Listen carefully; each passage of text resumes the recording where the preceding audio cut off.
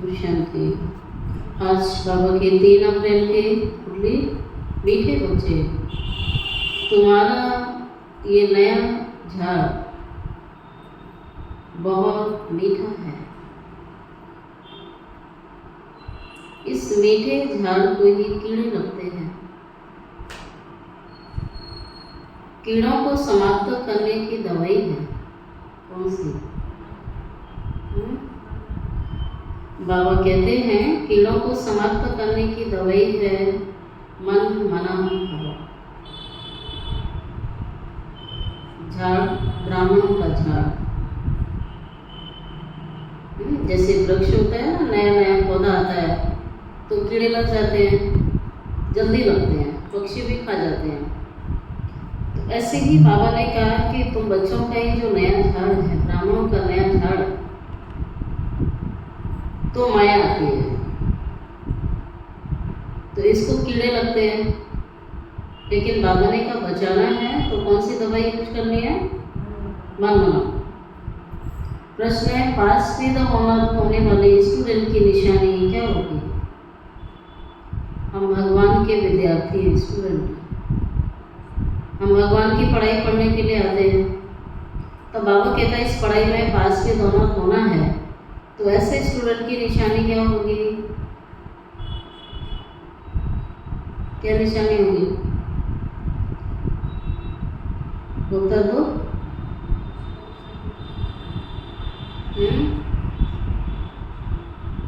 वैसे एक सब्जेक्ट में नहीं, लेकिन सभी सब्जेक्ट पर पूरा पूरा ध्यान देंगे। जैसे दुनिया में पढ़ाई में सब्जेक्ट होते हैं, math, English, science, home science, ये सब्जेक्ट होते हैं। ज्ञान मार्ग की पढ़ाई में भी सब्जेक्ट होते हैं। कौन से सब्जेक्ट?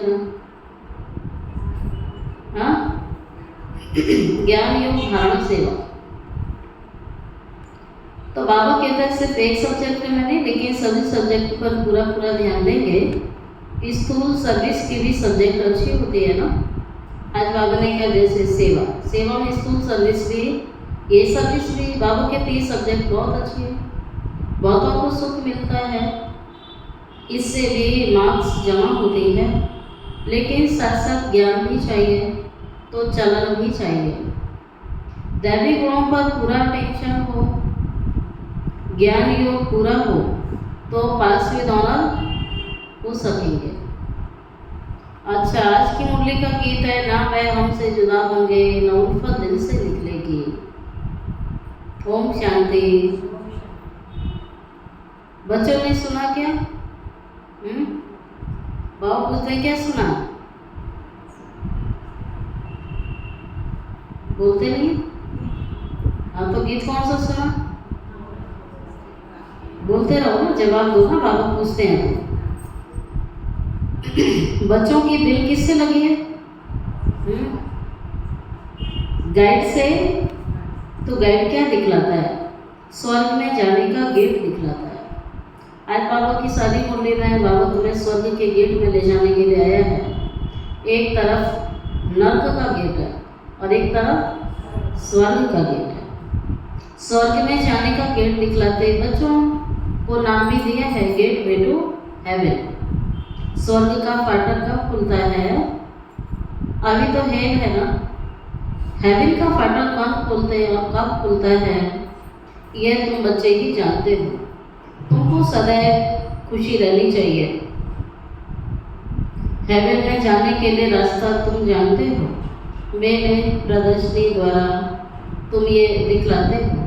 मनुष्य स्वर्ग के द्वार कैसे जा सकते हैं? चित्र तो तुमने बहुत बनाए हैं। बाबा पूछता है इन सब चित्रों में कौन सा ऐसा चित्र है जिससे हम किसको भी समझा सकें? यह स्वर्ग में जाने का गेट है। गोला अर्थात सृष्टि चक्र के चित्र में स्वर्ग जाने का गेट सिद्ध होता है। तब बाबा कहते हैं कि राइट है। ऊपर में उस तरफ नर्क का गेट और उस तरफ स्वर्ग का गेट बिल्कुल क्लियर समझाने हैं सृष्टि चक्र में। ऊपर में उस तरफ नर्क का गेट, इस तरफ स्वर्ग का गेट बिल्कुल क्लियर है। यहाँ से सब आत्माएं भागती हैं कहाँ? बाबा कहता है सब खाली हो जाएगा, सब चली जाएंगी शांति धाम। फिर आती है स्वर्ग में, ये गेट है। सारे चक्र को भी गेट तो नहीं कहेंगे, ऊपर में जहाँ संगम दिखाया है वह पूरा गेट है, जिससे आत्माएं निकल जाती हैं, फिर नई दुनिया में आती हैं। बाकी सब शांति धाम में रहेंगे, ठीक है।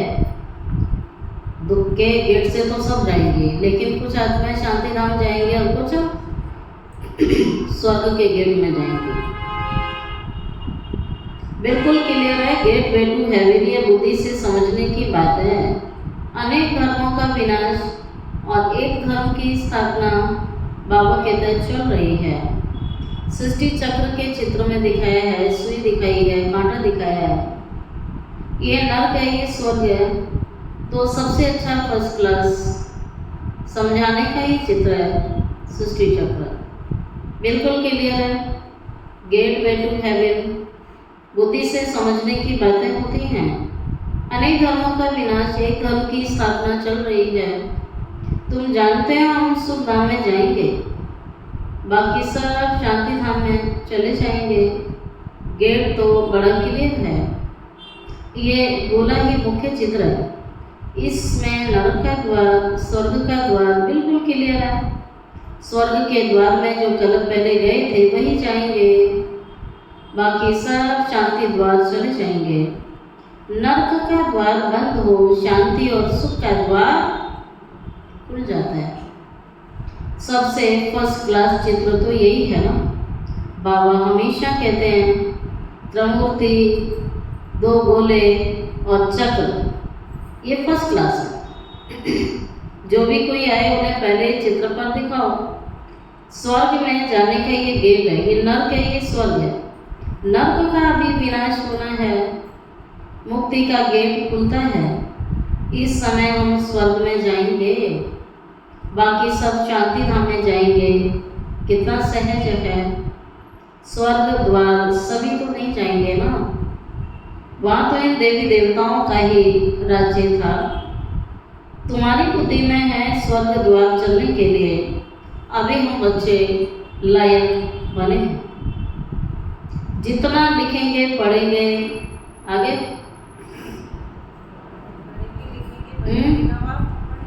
जितना लिखेंगे पढ़ेंगे होंगे नवाब। आगे बाबा की मुरली में आता है रुलेंगे पिलेंगे तो होंगे खराब। सबसे अच्छा चित्र तो ये गोले का ही है ना। बुद्धि से समझ सकते हैं। एक बार चित्र देखा तो बुद्धि से काम लिया जाता है। बच्चों को सारा दिन सर्विस के ख्याल चलने चाहिए।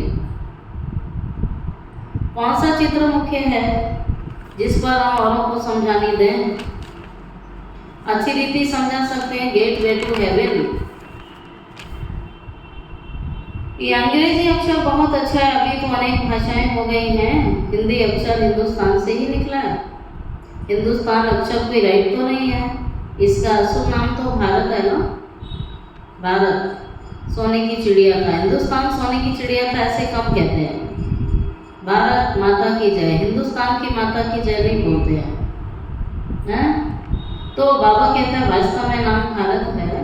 भारत खंड कहते हैं। ये तो गलियों आदि के नाम बदले जाते हैं, खंड का नाम थोड़ी बदला जाता है। भारत खंड का ये नाम बदल दिया। महाभारत, जो महाभारत अक्षर उसमें भी भारत अक्षर है, इसमें भारत ही याद आता है। कहते भी है भारत हमारा देश है। हिंदू धर्म कहने से भाषा हिंदी कर दी। ये अनराइटियस बातें हैं। सतयुग में था सच ही सच, सच पहनना, सच खाना, सच बोलना, वो सत्य की दुनिया है। बाबा कहता है वो सच्चाई की दुनिया है, वहाँ सब कुछ सत्य है, यहाँ सब झूठ है। तो यह गेट वे टू हेवन अक्षर बहुत ही अच्छा है। चलो हम आपको स्वर्ग में जाने का गेट बताएं। नई आत्माओं को संदेश दो कि चलो हम आपको स्वर्ग में जाने का गेट बताएं। कितनी भाषाएं हो गई, बाबा तो बच्चों को सदगति की श्रेष्ठ मत देते हैं। बाबा की मत के लिए गायन है, उनकी गतमत न्यारी है। भगवान की मत के लिए कहा जाता है कि उसकी गतमत ही न्यारी है। बच्चों को कितनी सहज मत मिलती है। भगवान की श्रीमत पर ही तुम बच्चों को चलते रहना। बाबा की श्रीमत पर चलेंगे तो सुखी रहेंगे, और नहीं चलेंगे तो बाबा की कोई गारंटी है क्या? कहना मानेंगे तो बाप गारंटी लेगा ना। डॉक्टर की मत पर चलोगे तो डॉक्टर बनोगे ना। भगवान की मत पर चलोगे तो क्या बनोगे? डॉक्टर की मत पर चले तो डॉक्टर बने, भगवान की मत पर चलेंगे तो बनेंगे भगवान और भगवती, गॉड गॉडेस, देवी और देवता। है भी भगवान वच। इसीलिए बाबा ने कहा था पहले तो ये सिद्ध करो कि भगवान किसको कहा जाता है। स्वर्ग के मालिक जरूर भगवान और भगवती ही ठहरे। ब्रह्म में तो कुछ है नहीं, स्वर्ग भी यहाँ, नर्क भी यहाँ। स्वर्ग नर्क दोनों बिल्कुल न्यारे हैं। मनुष्यों की बुद्धि बिल्कुल तमो प्रधान हो गई, कुछ भी समझते नहीं है। इस समय अंत समय में हर आत्मा देहाभिमान में इतना आ चुकी है कि उसको लगता है कि मेरी मत ही सर्वश्रेष्ठ है, अर्थात मैं ही रह गया। कुछ भी समझते नहीं है। सती को लाखों वर्ष कह दिया, कलयुग के लिए कहते हैं 40,000 वर्ष पड़े, बिल्कुल घोर अंधकार में है। अभी तुम बच्चे जानते हो बाबा हमको हेवन ले जाने के लिए ऐसा गुणवान बनाते हैं। मुख्य फुरना ही यह रखना है कि हम सतो प्रधान कैसे बने। ठीक है, बाबा कहते हैं फुरना रखो, फिक्र होनी चाहिए कि हमें सतो प्रधान बनना है। बाबा ने बताया है मामी कम याद करो, सबका आधार क्या है? ये दवाई है। मामे कम याद करो या मन मना हो, ये मंत्र है। चलते फिरते काम करते बुद्धि में सदैव याद रहनी चाहिए। आशिक माशूक भी कर्म तो करते ही है ना, कोई एक जगह बैठ के थोड़ी एक दूसरे को याद करते हैं। कर्म चलता रहता है, बुद्धि जाती रहती है। भक्ति में भी कर्म तो करते ही है ना, तो बुद्धि उनकी याद रहती है ना। बुद्धि में याद करने के लिए माला फेरते हैं। बाप भी घड़ी घड़ी कहते हैं मुझे अपने बाप को याद करो। सर्वव्यापी कह देते हैं, तो फिर याद किसको करेंगे? सबसे बड़ा बोला, भगवान को सर्वव्यापी कह दिया, कण कण में कह दिया। बाबा समझा रहे हैं, बच्चे तुम कितने नास्तिक बन गए थे, बाप को ही नहीं जानते हो। कहते भी हो गॉड फादर, परंतु वह कौन है ये जरा भी किसी को बाबा कहते हैं पता नहीं है। तो ये किसी को पता नहीं। आत्मा कहती है गॉड फादर, परंतु आत्मा क्या है? आत्मा अलग है, उनको कहा जाता है परम आत्मा, अर्थात सुप्रीम सोल। ऊंचे से ऊंची आत्मा सुप्रीम सोल। एक भी मनुष्य नहीं जिसको अपनी आत्मा का ज्ञान हो पूरी दुनिया में। बाबा कहता है किसी को भी आत्मा का ज्ञान है ही नहीं। आत्मा का ज्ञान नहीं है तो परमात्मा का भी नहीं है। जिसको आत्मा का ज्ञान होगा उसे परमात्मा का भी हो जाएगा। तो ये नहीं कोई कहता है कि मैं आत्मा हूँ और ये मेरा शरीर है। सोचते हैं ये शरीर है, काया है, एक दिन छोड़ देनी है, लेकिन ये भान नहीं है किसी को कि मैं आत्मा हूँ। तो बाबा कहते हैं दो चीजें हैं ना, ये शरीर 5 तत्वों का बना हुआ है। आत्मा अविनाशी एक बिंदी है, और क्या चीज से बनेगी? इतनी छोटी बिंदी है, साधु संत आदि कोई को पता नहीं है। इसने तो बहुत गुरु किए, ब्रह्मा बाबा ने बहुत गुरु किए, परंतु कोई ने भी ये नहीं सुनाया है कि आत्मा क्या है। परमपिता परमात्मा क्या है? ऐसे नहीं सिर्फ परमात्मा को नहीं जानते, आत्मा को भी नहीं जानते। आत्मा को जान जाए तो परमात्मा को फट से जान जाए। बच्चा अपने को जाने और बाप को ना जाने तो चल कैसे सकेंगे? तुम तो अभी जानते हो आत्मा क्या है और कहाँ रहती है। डॉक्टर लोग भी इतना समझते हैं कि आत्मा इतनी सूक्ष्म है जो इन आंखों से देख नहीं सकते, कि कोशिश की ना उन्होंने देखने की, तो इतना समझ गए कि वो इन आंखों से देखी नहीं जाती, तो शीशे में भी बंद करके करने से देख कैसे सकेंगे। दुनिया में तुम्हारे जैसी नॉलेज कोई को भी नहीं है। तुम जानते हो आत्मा बिंदी है और परमात्मा भी बिंदी है। बाकी हम आत्माएं पतित से पावन, पावन से पतित बनती हैं। वहाँ तो पतित आत्मा तो रहती नहीं है, वहाँ से सब पावन आते हैं, फिर पतित बनते हैं, बाबा आकर पावन बनाते हैं। ये बहुत ही सहज बात है। तुम जानते हो हमारी आत्मा 84 का चक्कर लगाए अभी क्या बन गई? तमो प्रधान। तो बाबा ने कहा ना सतो प्रधान बनने का फुरना बच्चों को होना चाहिए। हम 84 जन्म लेते हैं, एक ही बात नहीं है ना। बाबा कहता है मैं समझाता हूँ इनको हूँ, सुनते तुम हो, मैंने दिल में प्रवेश किया है, इनको सुनाता हूँ, तुम सुन लेते हो, ये रथ है ना।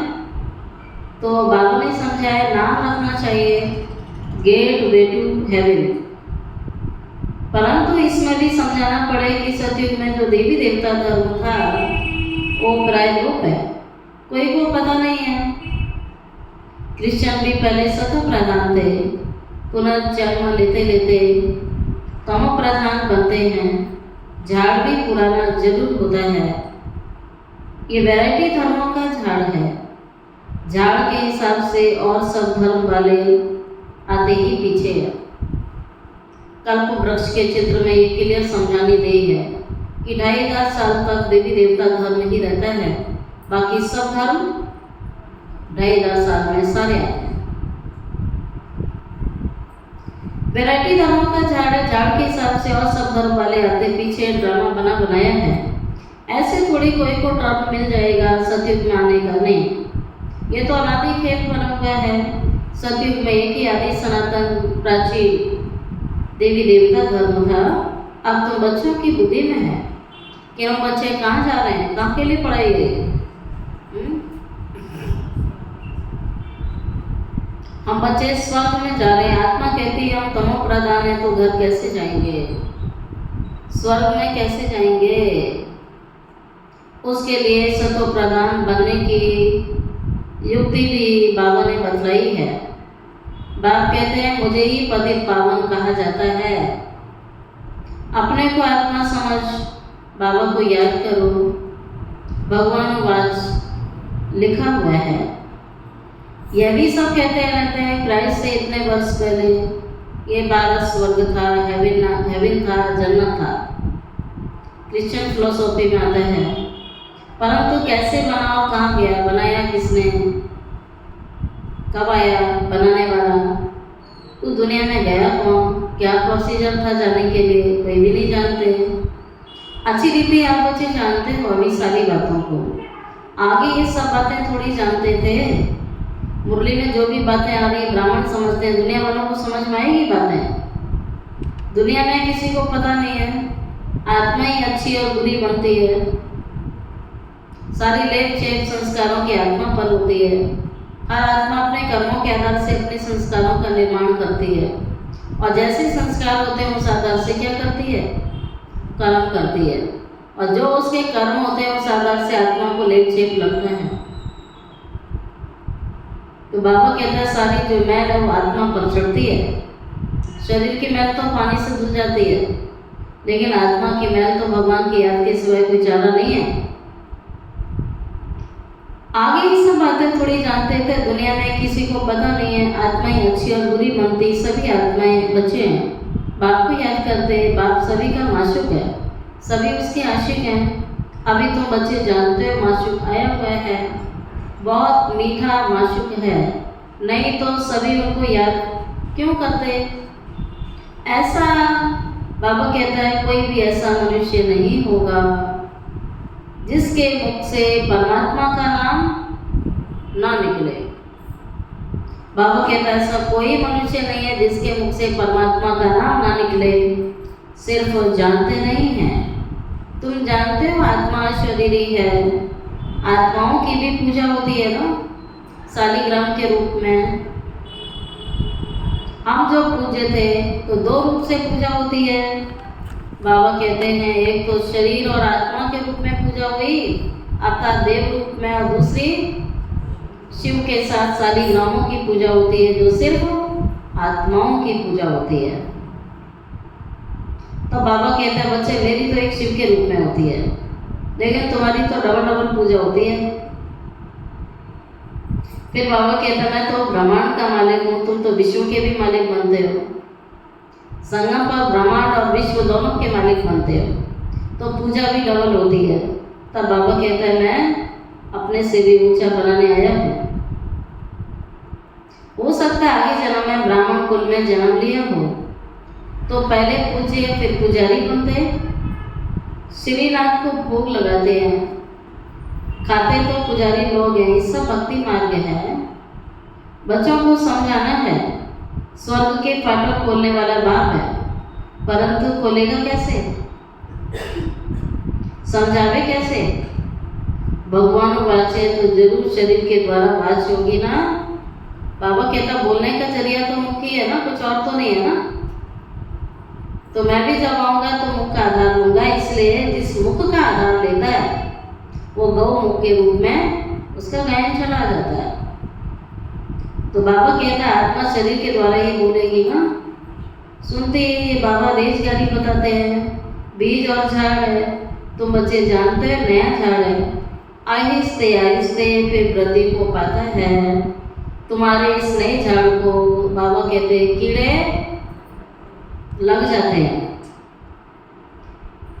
नए झाड़ को कीड़े भी बहुत लगते हैं क्योंकि नया झाड़ बहुत मीठा है।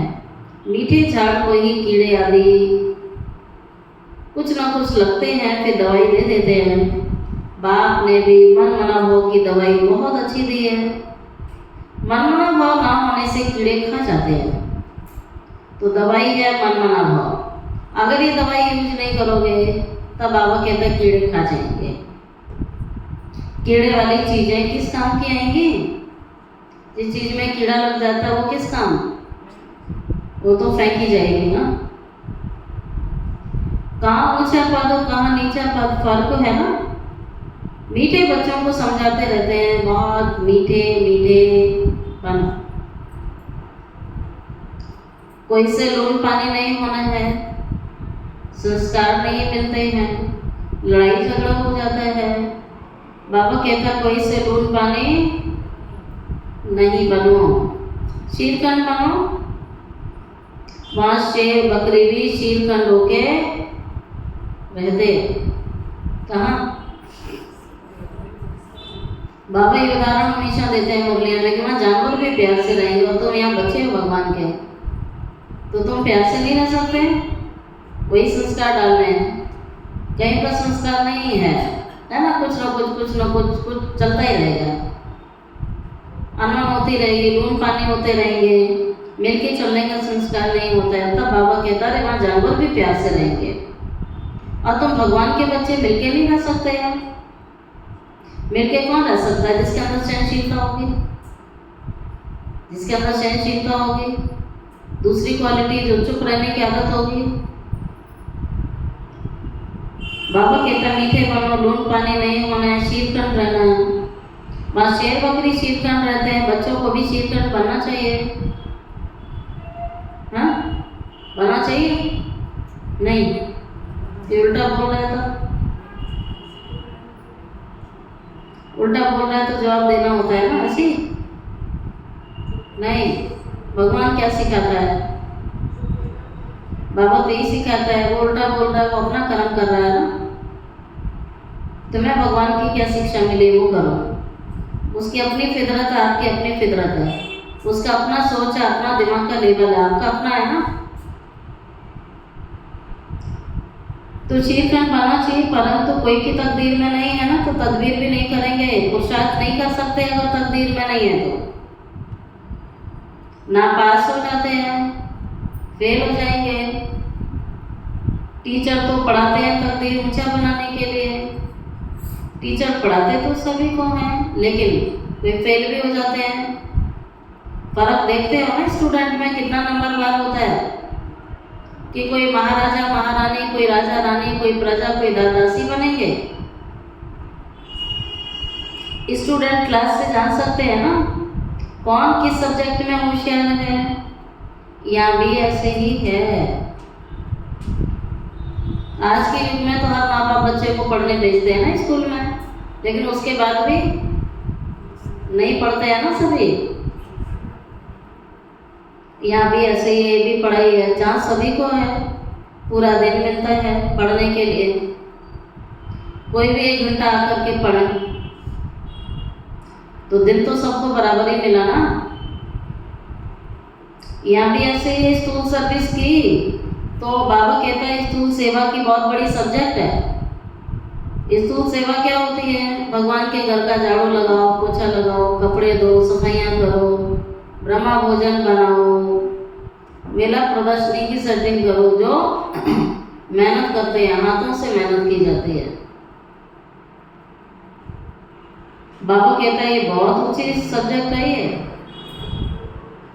जैसे भंडारी है भोली दादी, जो सदैव भंडारे में सेवा की, बहुतों को सुख दिया,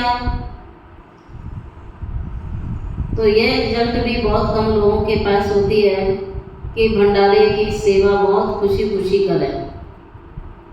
तो बाबा भोली दादी को याद करता है कि भोली दादी ने पूरा जीवन साकार बाबा के टाइम से लेकर और अब तक, कुछ साल पहले ही शरीर छोड़ा है, अंत तक भंडारे में सेवा की।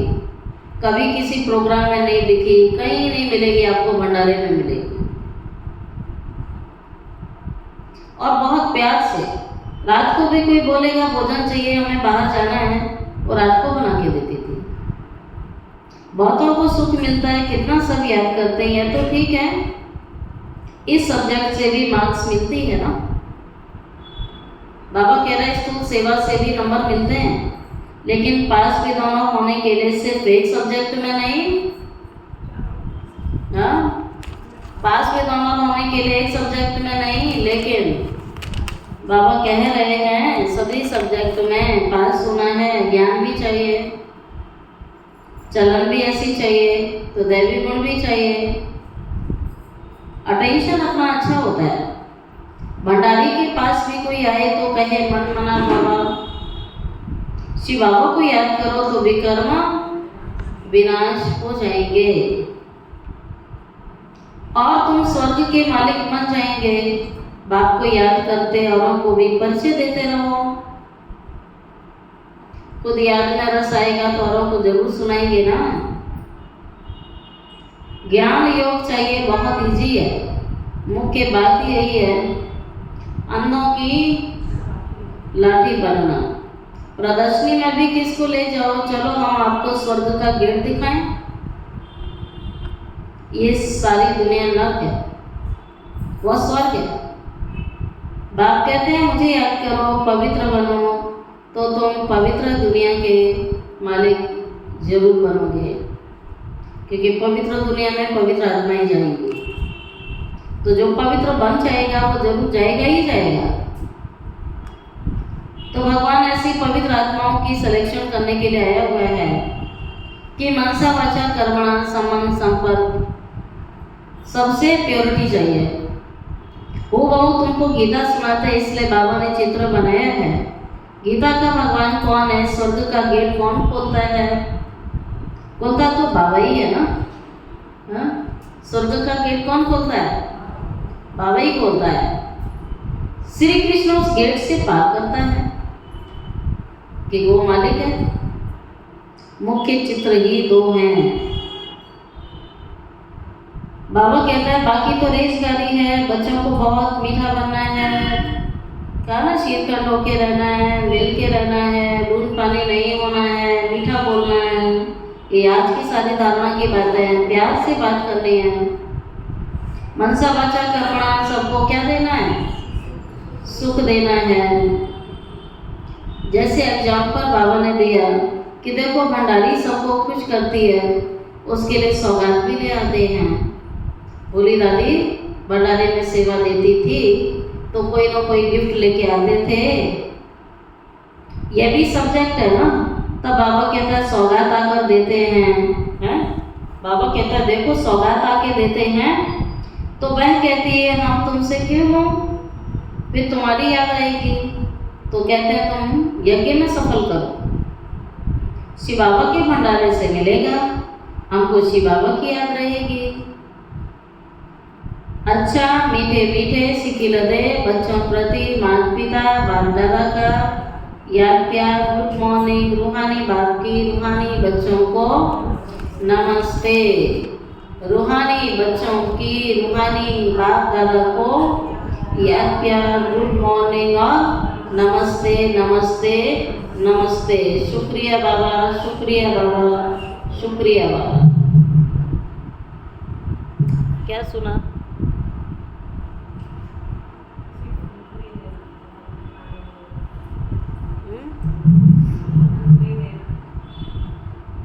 किसी को दुख नहीं देना है। फर्स्ट पॉइंट है अपने उस तकदीर बनाने के लिए आपस में बहुत बहुत शीलखंड मीठा होके रहना है। भगवान की आज्ञा है, भगवान वाच है, भगवान की श्रीमत है, तो मुझे पालन करना है। अपने ऊंची तकदीर बनाने के लिए आपस में बहुत बहुत शीलखंड मीठा होके रहना है। कभी लून पानी नहीं होना है। सभी सब्जेक्ट पर पूरा अटेंशन देना है।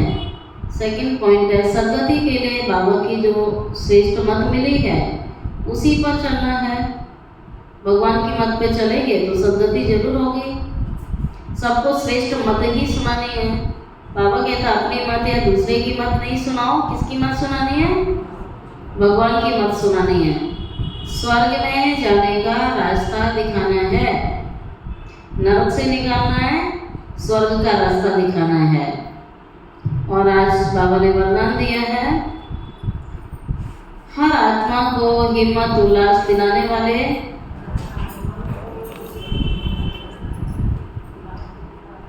रहम दिल विश्व कल्याणकारी भवा। रिपीट, हर आत्मा को हिम्मत उल्लास दिलाने वाले रहम दिल विश्व कल्याणकारी भवा। देखो बाबा ने कितनी सुंदर बात सुनाई है।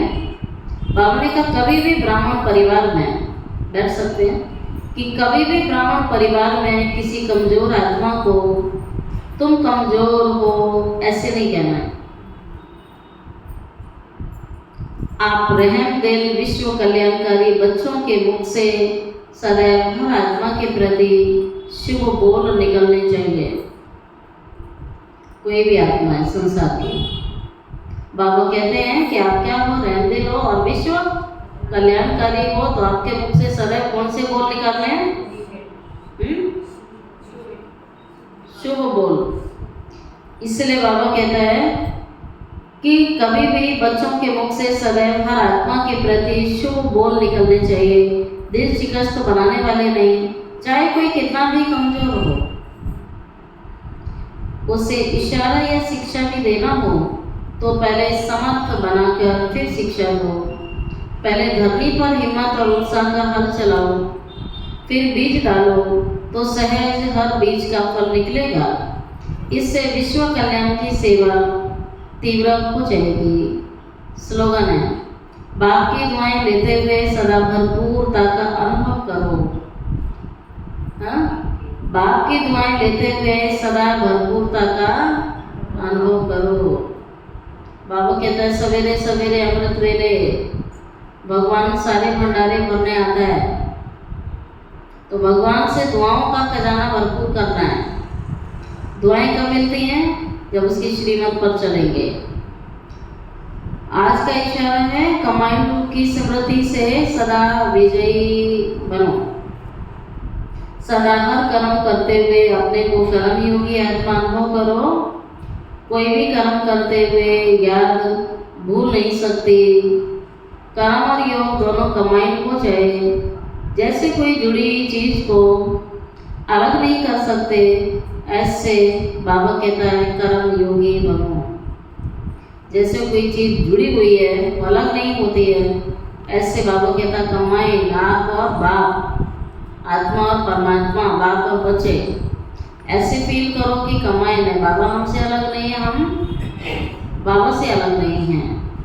तब बाबा कहता है कर्म योगी, ज्ञान भूलेगी नहीं, कर्म योगी स्थिति रहेगी। तब बाबा कहता कोई अलग कर नहीं सकेगा। ओम शांति।